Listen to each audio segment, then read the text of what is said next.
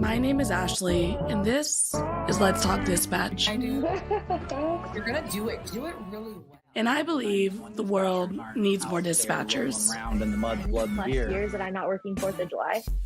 4th of July. Say community policing, right? What about community dispatching? So on this show, with the help of my guests, we will educate, empower, and support the heroes behind the headset. Right. Hello, everybody. Welcome to another episode here on Let's Talk Dispatch with me, Ashley, the Raspy Dispatcher. Hope you all are doing wonderful heading into the holiday season. Hopefully, there's not a lot of forced mandated overtime and you're able to enjoy some time with your family and friends. My guest today has been dispatching since February of 2023. Yes, you heard that right. That date was not a typo. They are just getting started. If I consider myself a toddler in dispatching, they are still a baby. And I am so excited to have them on today to talk about their journey and some topics that I know I've experienced. So I know we have all experienced in dispatching, but maybe not always being willing to admit it out loud, including imposter syndrome. My guest today, Madison.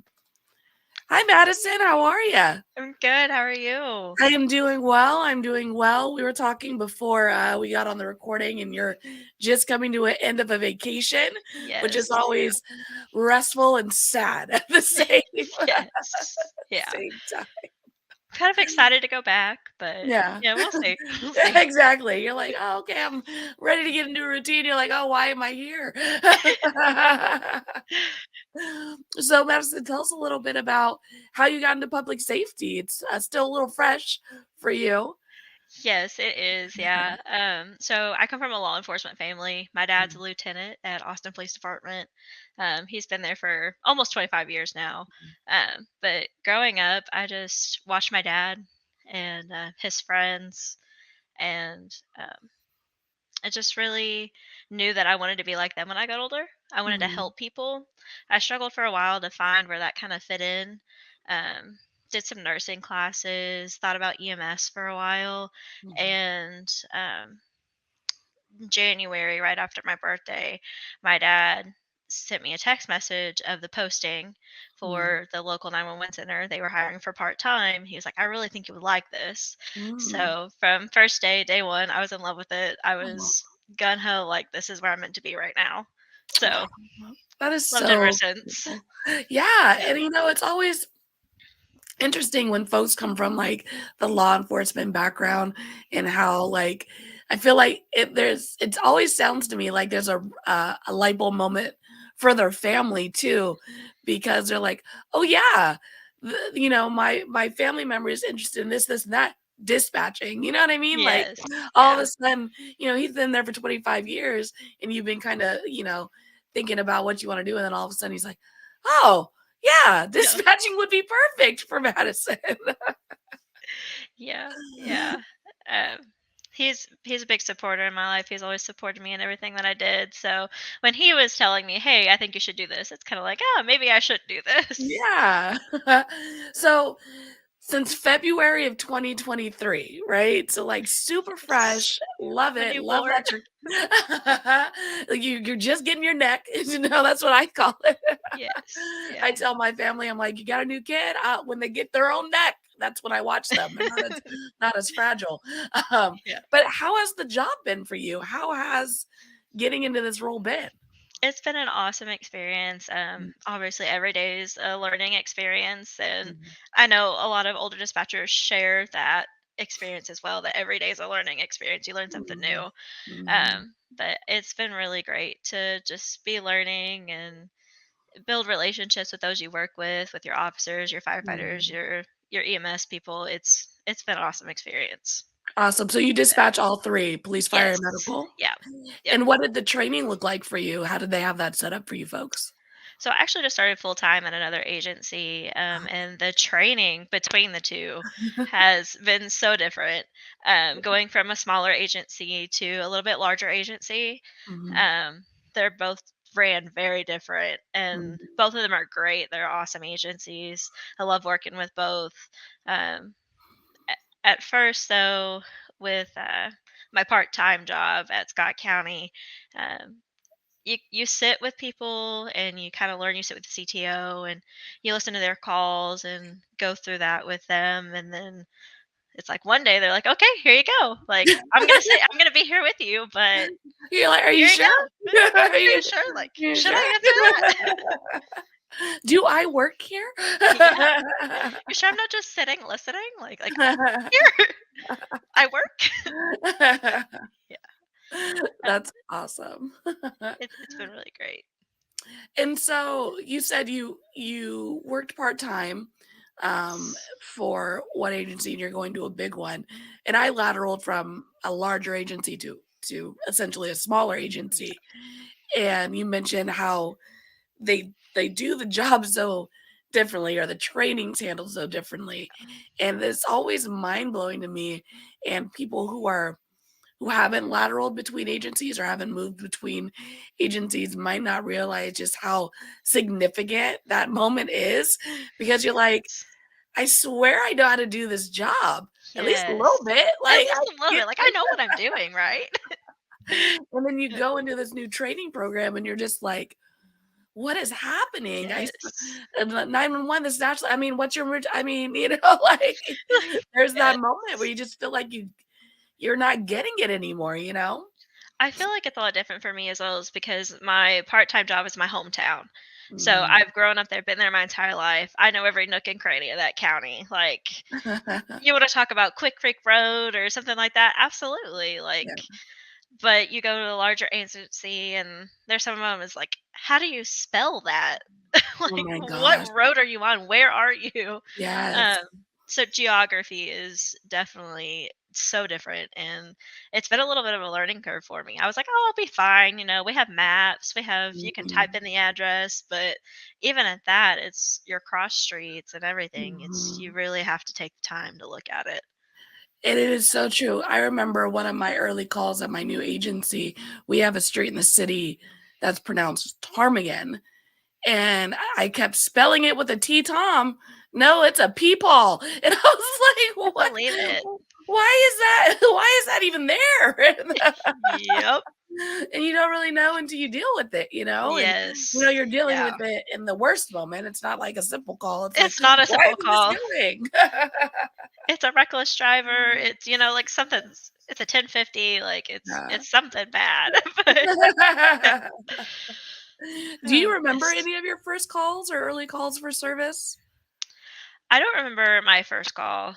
I wish I didn't, because people ask all the time. They're like, "Oh, have you got any crazy calls? Have you got any, like, bad calls?" And I'm like, "I don't remember what I ate for breakfast." Like, step it back here.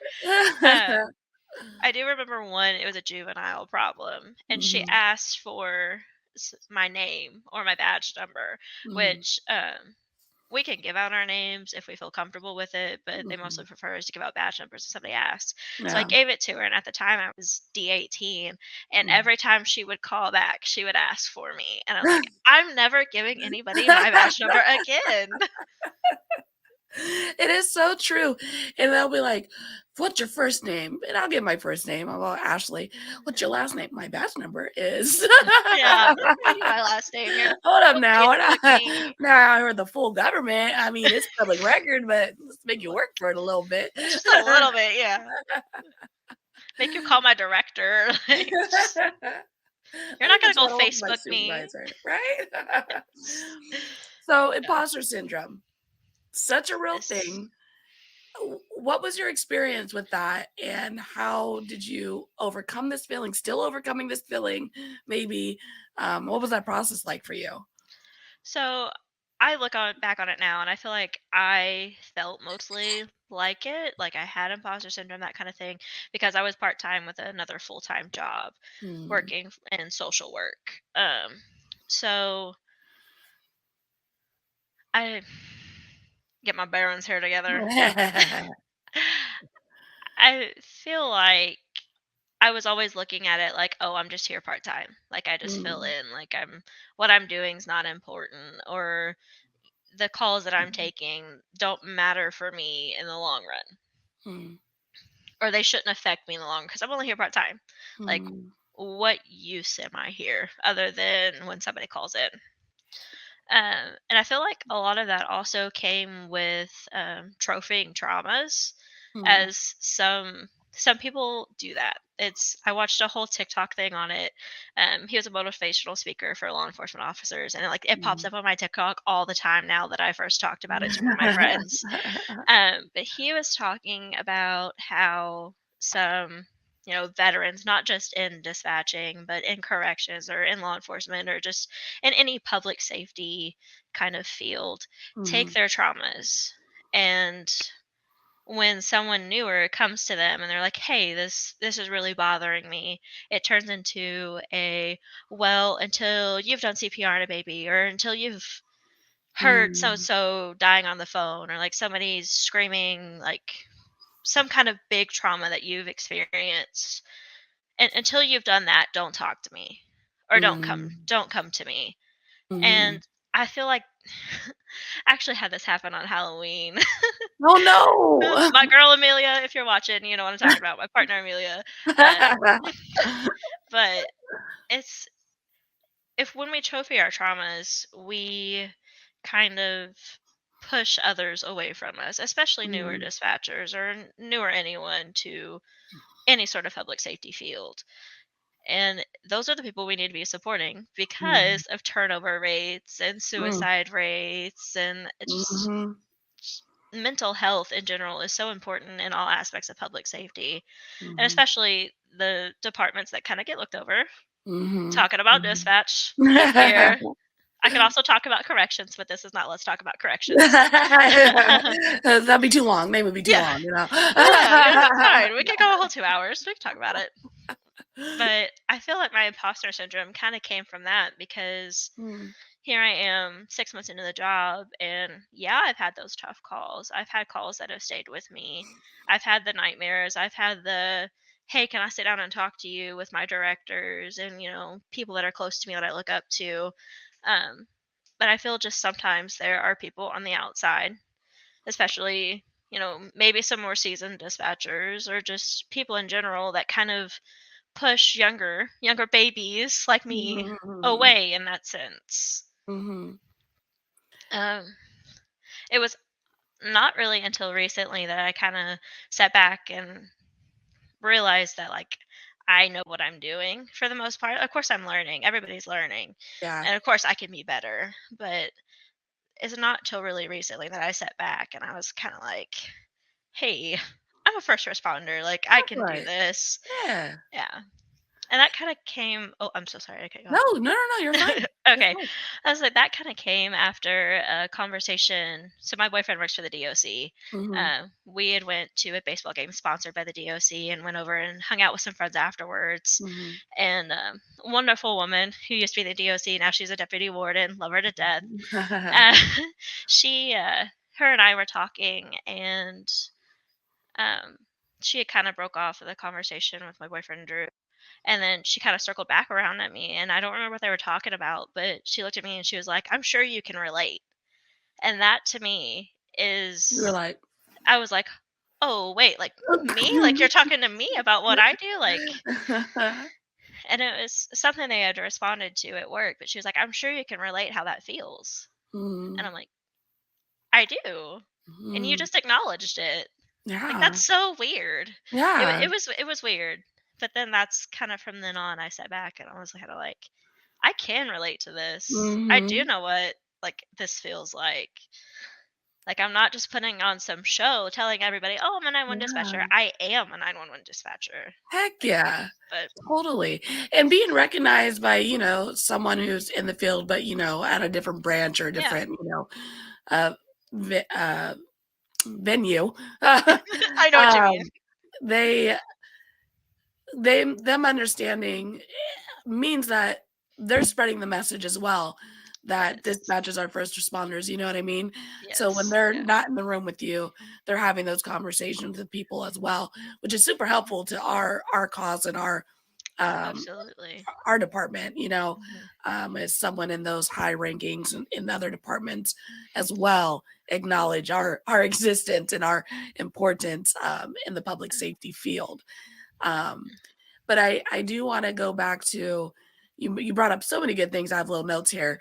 Um, is the idea that we say it all the time in dispatch, right? Like the older folks who've been doing this, like eating our young, like, Yes. and we really need to get away from that mentality, um, as well as looking at dispatch in a sense of we want people in the door 40 plus hours a week for 90 years.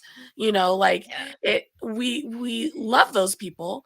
We Mhm. need those people as well, and those folks are great in our department. Mhm. But we're also we need the per diems. We need the part-timers.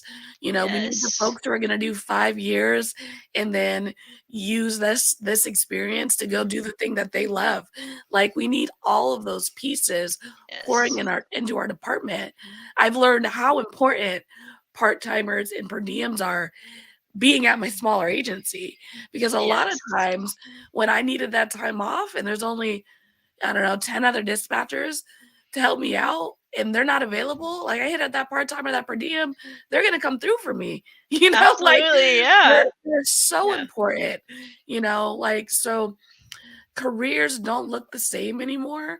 And I think No. historically, public safety, we're a little etched in that older way of thinking, this loyalty, like stay here forever Yeah. and it doesn't need to be all that. We need part-timers, we need per diems, we need folks who've been Yes. 5 years in and then go out. We need folks who are here for their entire career. All of those things pour into our department. Absolutely. And like the idea that, oh, they're part-time here, they must want to go full-time. I know Mm, some awesome, awesome dispatchers that are part-time with me that, work at doctors' offices, or like this is their only job, but like they just do it on the side because it's something they enjoy. mhm. It's something that it's careers. I agree with what you say. Careers do not look the same anymore Yeah, they just at all. don't. Yeah. No. And I mean, I just love hearing about, like, obviously the world needs more dispatchers. I'm trying to get folks in the door. Yes. But I always try to be real transparent with people. Like, this could be a career forever. This could be a 5-year thing. But at the end of the day, the important thing is that you're here and you're happy and you're Yes. thriving, Hmm. right? And if you're not Yes. doing that, I don't want to keep you in something, or, a raspy dispatcher got me in a dispatcher. Now I hate it. Like, I don't want that, No. Yeah. like we want folks to be happy and thriving. We want departments Yes. to have staff. Um, Absolutely. and we're gonna, with our unique family and a little duct tape, we're gonna put it all together and give people some Maybe time a lot off. of duct tape, I mean, but a lot of just a little duct tape bit. and caffeine. Maybe that's a new sticker we need. That's how we run our I'd car. buy one. Duct tape and caffeine. Um, Another thing you brought up, when we're talking about, trauma Olympics, trauma training, and is the idea that they've only been doing this for this long, so they can't have trauma. You Mhm. know, it's just not true. I It's mean, not. it is not It's true. not. My first phone call could be the call that changes my life. Yes. Like Yeah. I remember when I went through training, they tricked us. And I've told this story on here before, but basically they brought us out to the floor to teach us the phone system. Ours was Vesta. They're like, oh, Mhm. this is where you go fire. This is where the call draw, blah, blah, blah, blah. They came out and they were going to do a walkthrough. And then you're like, all right, yeah, cool. They're like, okay, plug in. We're going to answer phones. I'm like, what? We're like, "You're what?" Like 911? And they're like, yeah, we're going to plug in for a little bit. And they just did it. So when you go into the on the floor training, we had like a hot week in Mhm. academy. And so you weren't like scared out your mind. You at least answered one call, you Yeah. know. But that call, I think mine was like a cold 211, like a cold robbery. But it could have Well, been it could have been. something Yeah, that was popping, like it could have been. every Absolutely. single call has the ability to just be this life-changing moment. So the idea that new kids, So, or couldn't have taken a trauma call is just, it's a wild thought. It's a wild it thought. is. Yeah. Absolutely. I do remember my first 911. So it was with my smaller agency, obviously, Mhm, because I've only been at this slightly larger agency for about a month and a half now. mhm, But my first 911 with my part-time agency, both my partners were on a 1050, which is an accident. mhm. Um, and then a third one came in and they were like, "You have to answer it. You have to do it." She was like snapping at me, pointing at me. She's like, "Answer it, Madison, answer it." And I was like, "Okay, okay, okay." And I answered it. And I'm like, "911, what's the address to the emergency?" And it was the same 1050. However, Yeah. it very well could have been something different. Mhm, And mhm. it's just interesting. I remember that moment. It's wild, and Yeah. I just had someone, a couple episodes ago, they were like the same they were there on a sit-along, Yeah. and they had them answer the non-emergency number, and it was, like, back in the day, they've been dispatching forever, and so there was, like, a direct line in the dispatch for Yeah. their local town, Yeah. and they were like, "Who is this?" And they're like, "Oh, I'm here, blah, blah, blah, I'm new," type of thing, and it's just this there on a sit-along. "Well, yeah, well, I'm down on blah, blah, blah Fork Road, and there's a dead body tied to this tree on the Of course non-emergency there is. line during Yes. a sit-along," and it was Yes. like, "What? Please hold. I think you guys need to pick this up," Yeah, I think somebody you else know? needs to take this over. I work night shift at this newer agency, and Mhm. Mm, I got off welcome. work, it was the morning time. Oh, yeah, I love it, actually. It's been actually really great for, like, my lifestyle and my mental Mhm. health and all that, which you don't hear that. Usually I night shift thrive on destroys. dreams. It's amazing. I have to work a day shift overtime tomorrow, and I'm dreading it. You know, I dread that for you. I have to work night shift at 7. I'm not ready for it. But I got off the night shift and I went up to my part-time job to talk to a couple of my friends that were there and just kind of see how things were playing out. And as Mm, we're sitting there, an on-emergency call comes in. The new girl answers it. It's a mm, medical call. It was a fall at mm. Walmart, and she asked for the name of the patient, and it ended up being my grandfather. Oh my And we were sitting god! there and we were like, just Oh, looking back and no. forth to each other because the CTO was on the line, and as soon as they said the name, she swung around, she looked at me, and she said, "You need to go." I was like, "Yeah, I need to go." Hops in the Oh, ambulance, rolls up. "Hey, pops, "What's up?" good." I just followed him right there, pulled up, and one of the paramedics got off the truck, and I was like, "Hey, how are you?" And he was like, "Oh, hey, figured you'd be here." And I was like, "Yeah, Yeah, my yeah, god. It's so funny when because we talk about it, I've always talked about it a little bit in my training, which is, what do you do when you take a call that, or you're yes, related to? You hear stories about dispatchers, like, providing CPR to their kids over the phone and, like, yes." doing all these crazy things, and, Mhm. sometimes your training just activates, but, those Yeah. things happen, especially when you dispatch where you work, Oh, absolutely, or, like, taking a absolutely. your neighbor's DV call, and, like, you know the business. I Absolutely. mean, all these things that we're privy to because of the roles we're in our communities. Absolutely. My first death call was actually one of my preschool teachers. So Oh, it's sitting there, and of course you don't know if you can't. The caller was her husband. He was hysterical. Like, mhm, I did my best to get everybody out code 3, and then, like, couldn't get him to do CPR, just mm, screaming. And like, they got there and they ran their OLNs, and I was like, "Oh, well, this is fun." yeah. So Oh. it's something definitely, work through, but working somewhere where you live, it's always a possibility. And that was Mhm, something that my director, my deputy director, when I was interviewing and talking with them, they were very clear on. They were like, "You live here. You've grown up here your entire life." Like, yeah. the director has been on the police department with my dad for several years as a reserve Mhm. officer. So he was like, "I've known you since you were diapers. Like, I know you're from here. I know you know people here. You're gonna Mhm, get that call." And they were very supportive through the entire process. And mhm. it also helps to have great directors and you Yeah. know great shift lieutenants, that kind of thing. It's yeah, Yeah, no, it definitely goes a long way. I mean, it makes the whole experience a different different, right? And in It such a does. positive way. Yes, it does. Mhm. And so you went from working where you live, knowing the geography, knowing all that, Mhm. to going to a new, larger county. How did you manage? How are you managing learning the geography? What are your like Yeah. tips and tricks for folks who are struggling with learning a new place, a new way of doing the same job? Absolutely.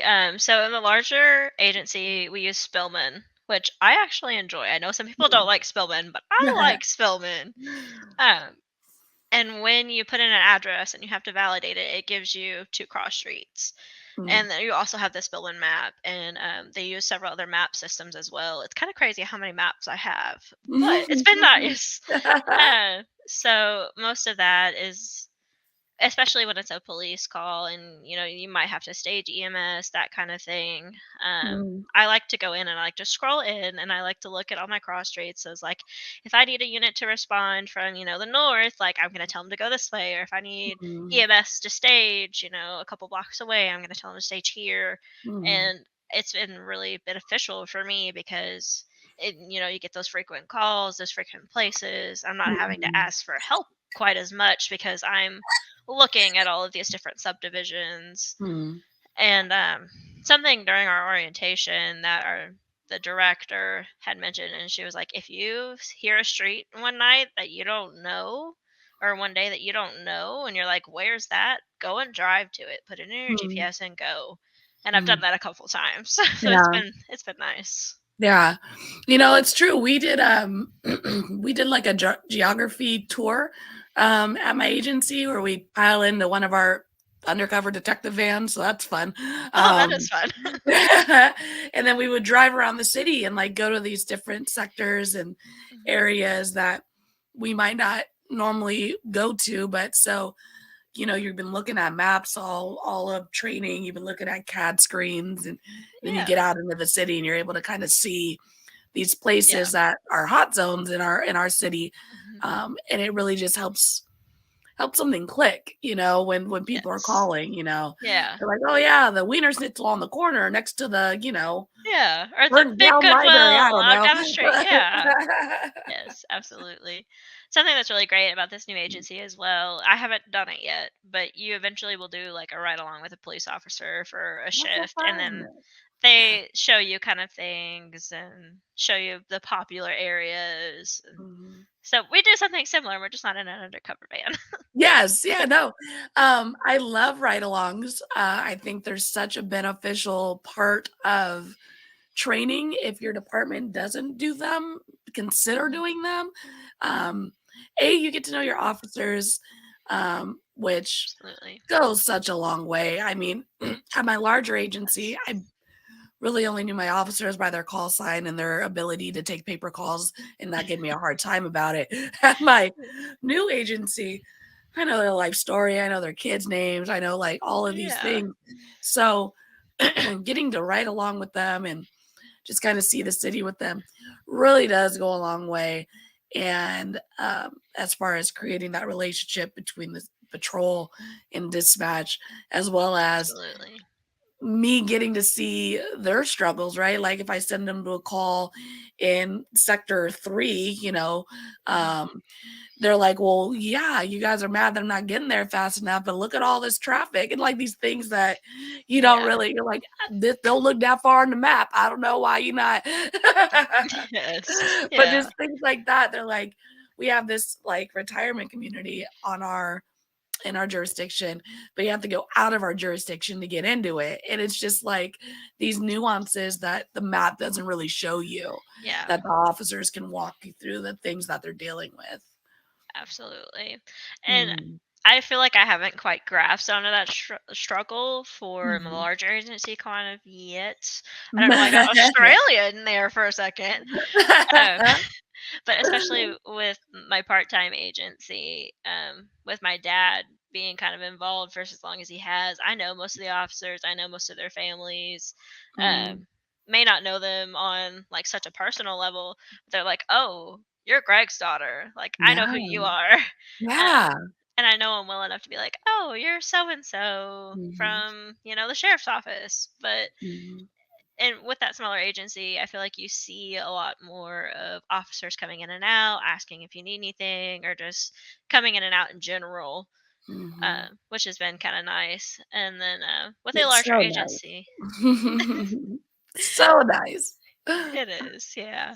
With the larger agencies, you do still see officers quite a bit, because that is their station, their home station as well.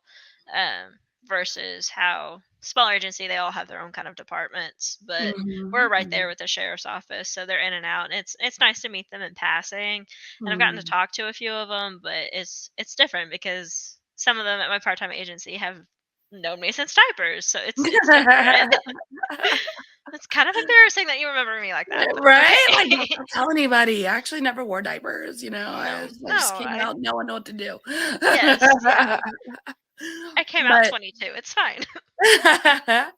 no, but it's so true, like, I know there's a weird we can do weird grounds with, patrol and, dispatch and, folks Mhm, wanting there's some wanting their stigmas there. coffee and, things like that, but Yeah. look, officers, it is so helpful when you go to your Dunkin' Donuts if you think of me because I can't leave my desk, so Like, if you it's wanna always appreciated. walk down to Warrior's Den and bring me back a cappuccino, I'm not gonna be mad. Yeah, like a bug in my room. Sorry, everybody. I'm like trying not to be attacked. Where did you come from? My door was even closed. Okay, we're gonna get that later. We're gonna ignore that for now, it's okay, Right? it's fine. And it always looks so big on my screen. That's why I'm like, mm. But yes, officers, units, bring us some coffee because we can't leave our desk and it Or gets lonely. something. And Chick-fil-A or something. a snack, when they bring donuts, I'm not dispatch. I'm like should have been a cop Should've because been a my love for donuts when I walk in and I see that pink box, I'm like, yes, I am loved, somebody thought about me. Yeah. Oh my gosh. So you're settling in at your new job. What do you think Yes. your favorite part of dispatching is as far as, you're doing it all? Do you prefer one of the three? Is there a preference you have? As far as the larger agency, I haven't quite figured that out yet, but, Mm, I do enjoy working EMS and EMD. mm, mhm. That is something I found that I really like, Yeah. as far as a part-time job goes. Both agencies use different EMD certifications, so Mhm, I have to recertify. mhm, So I'm not quite there yet with that mhm. one. I do miss it. So when I work part-time, I'm like, "Give me all the medical calls." Oh my god. Hey, man, that's I could never, what I mean? Like, I just people start throwing up, I'm like, hold on, let me transfer you now, then keep that in there, I can't help you, let me get you over to someone who can help you, because Yeah. medical calls are so challenging because there's so much emotion, like, Mhm. that not that there isn't emotion in, like, policing, but the need is different, right? So, like, if I'm Yeah. dealing with a shooting call, I need you to tell me who did it. I need you to tell me what they look like, what Yeah. direction, what kind of gun. I Mm. That's my need, and I'm gonna work through the hysterics as quickly as I can to get that, and then get you over to medical. Yeah. But then medical has to pick up all that emotion and get Mhm. get this person on scene to start helping their loved one, Yes. and that's such a task. And it's not one that I prefer to want to do. I don't, if I had to volunteer for it, Yes. I'd put my hand down. I don't want to do it. It's, Yep. do you find Yeah. that challenging? Do you enjoy that challenge? Is that what kind of I th draws you to that?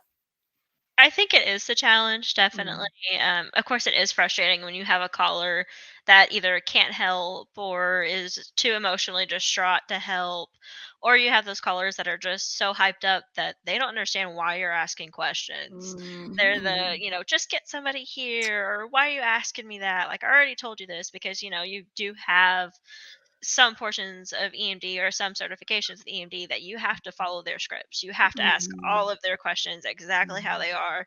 And then you have some other ones that are a little bit more lenient with what they'll cover you liability wise as far as what Mhm. you say over the phone. That is kind of it is a struggle. It is, Mhm. but I think for me it's not necessarily that I don't feel like that I'm helping with police calls. It's I feel like I am more of an asset, more helpful with medical calls. Mhm. I Mhm. feel like for me it goes back to kind of that imposter syndrome that like, Mhm. oh, I am doing something, I'm helping. Mhm, mhm. That hands-on aspect of it, that Yes. virtual hands-on aspect of it, that you're an extension Yeah. of the caller type of thing, for sure. I mean, yeah, like I said, it would be I would find it so difficult, to Yeah. it's just such a unique, role in dispatching, and we need more folks to do it, and, people are delivering babies on side of roads and blizzards and, all over the phone, like Listen. My CTO Amelia, who's one of my very good friends now, she says that the day that she delivers a baby is the day that she quits. The day she's done. She's like, "Give me the stork pin. I'm getting out of here." Like that's I've all she done wants. it all. I'm out. I'm Yes. good. It's over. Yes. Super proud of her. She got super close to it. If the person delivering hadn't have been in town, if they'd been out in the county, she would have got it. Uh, she was so close. Madison's gonna be working like, you want me to put this on hold? I think they're crowning. You want to take Like, this you want to take it over? You want it? I'll let you have it. Mm. back? Oh my gosh, hilarious. Yes. Let's see. We talked about imposter syndrome. We talked about what it was like going from smaller agency to larger agency.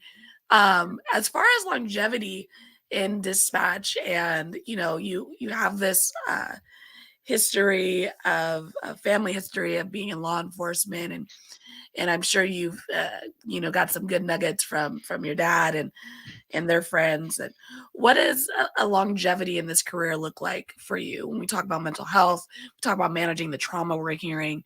Yeah. Um, what are some things you think that you started implementing from your first call, being so early in this, Mhm. to really help you stay in it as long as you want to stay in it?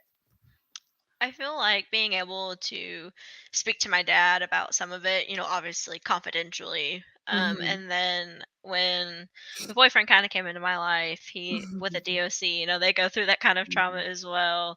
Um, it it's been about surrounding myself with people of, similar situations and then making those good connections. Longevity wise, like I feel like I'm gonna be a career dispatcher. Like I'm in the Awesome. chair now, I'll die in the chair, it's fine. um, I always like to say that I think I'm where I'm meant to be for right now because I Mm, thought that a couple of years ago. My previous career was in banking. I was in banking for 4 years, switched to mm, social services for a while, and I was always in my head. I was like, I'm going to be in banking forever. Like, mm. I'll get out of this teller phase, and then I got out of the teller phase, and I got into the more customer service, opening accounts, that kind of thing, and I was like, "Oh, eventually one day I'll go to mortgage lending." And then I started dispatching and I was like, I really kind of hate this 9 to 5 crap. Like, I really don't like banking. I think I'm just Mhm. here because it's what's considered to be a good, stable job. Mhm. And careers, as we were talking about earlier, have changed so much that it's Mhm. like, what even is the definition of a good job Yeah. anymore? You Mhm. know, there are people that work, in the food service industry. Those are good Mhm. jobs. They make good money. They're thriving. They're doing what they can. Of course, I believe everyone is underpaid. Cost of Ugh, living. ain't Cost of that the living is truth? through the roof. Hey, look, we Uh, out here in California, and Girl, you got it rough. woo, Here I am man, let me talking my tell crap here from Indiana. I don't. Oh, I think my gas prices are bad,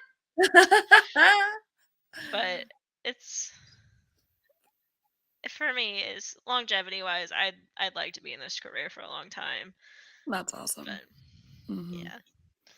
Well, I think you're definitely on the right track. I mean, I guess having a circle of people who get it and can relate. Yes. Um, and really, for folks whose partners and stuff are not in the field in any shape or form, really having that conversation. I mean, me and my partner, we sometimes just like, honey, get to the point. Like you're taking too long. Like, like It's this like you're on a story. call. Like, I don't need your life story. Tell me what the problem is. What is the problem? And then like I can feel it like inside of me, like they're like really like building it up, and I'm like, okay, you got me for like 2 more minutes. Like I Like, I gotta get there because my you're attention losing span me. for this is like this long. Like, just give me something here. Heck yeah. But having those, real conversations about how, certain things kind of affect our personal lives Hmm. and we all need a therapist. So if you're out there and you're like, I don't know if I need to, it's okay. Even if you don't have some Absolutely. big traumatic, little things, Yeah. little pebbles in a bucket start to get heavy. So Yes. Absolutely. so we Absolutely. we all need someone to talk to. We don't necessarily want to just trauma dump on our partners and families. So Yeah. it's okay to have some therapist and therapy. We all need it. So Yeah. it's It's okay it'll to help trauma us. dump on your therapist. It's It okay. That's what we pay them for, Exactly. and hopefully they have a therapist. Hopefully they're practicing what they preach. Yeah. Yeah. Well, Yeah. Madison, it has been wonderful chatting with you. And I'm going to ask you the question that I ask everybody at the end of my show, which is what advice would you give someone who's considering a career in dispatch? Do it. Absolutely do it. Even if you get in it and you're here for 6 months and you hate it, at least you can say you've done it.